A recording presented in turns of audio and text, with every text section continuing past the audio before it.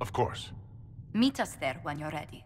I'll skip the War Council, but I would like to see this breach up close, if you don't mind. Then you're staying? Oh, didn't I mention? The South is so charming and rustic. I adore it to little pieces. I must admit, I'm surprised.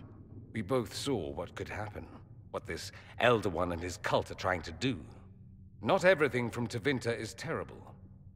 Some of us have fought for eons against this sort of madness. It's my duty to stand with you. That future will not come to pass. Stay if you must, but you'll be watched. Watch your way. I have nothing to hide, and evidently plenty to prove. I'll begin preparations to march on the summit. Make her willing, the mages will be enough to grant us victory.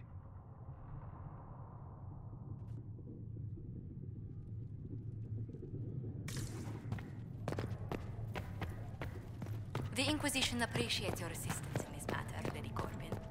So Fiona and her malcontents are finally under proper authority. That's an excellent beginning, my dear. We will have to discuss how to administrate this new asset.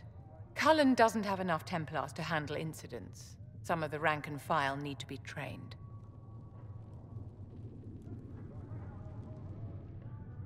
We can handle the mages. There's no need for Templars. Have any of these men faced an abomination before, my dear? Have you? The veil is broken, and the raw power of the Fade rushes out like floodwaters through a shattered levee. In ordinary places where the veil is weak, magic is much more likely to attract demons. Do you imagine the rebels are safer from demons now that horrors pour out of the Fade unsummoned? There has never been a greater threat to mages than the breach. Until it is closed, no one is safe. You have a low opinion of your fellow mages. It's not so much an opinion as grasping the obvious. Magic is dangerous, just as fire is dangerous. Anyone who forgets this truth gets burned.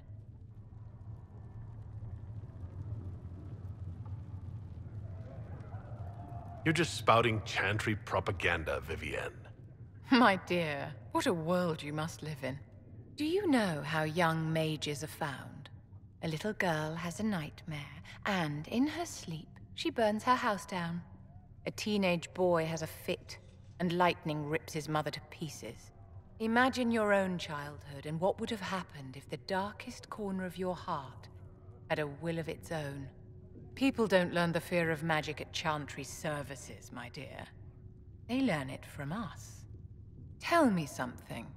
You said once that you wanted to change things. What future would you build for mages? The circle has to be restored if we want to keep the peace. That's comforting to hear, but you'll find opposition to the idea even among friends. It's something to consider, my dear.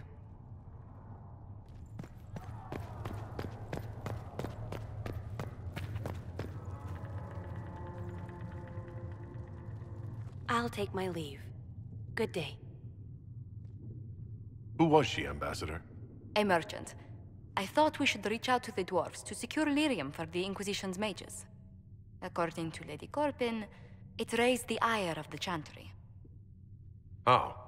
Access to lyrium makes us rather more formidable than anticipated.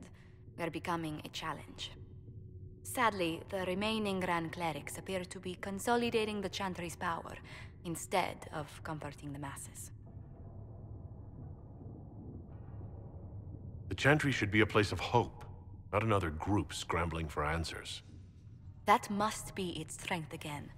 The Chants did much to bridge nations. Little but the Chantry ties Orlais, Nevarra, Ferelden, Antiva, and even Rivain to a common cause. Has the Chantry truly promoted such peace? Andrasti's chant is familiar across kingdoms, a source of many shared customs. That is the crucial point. Common ground is the start of all negotiations.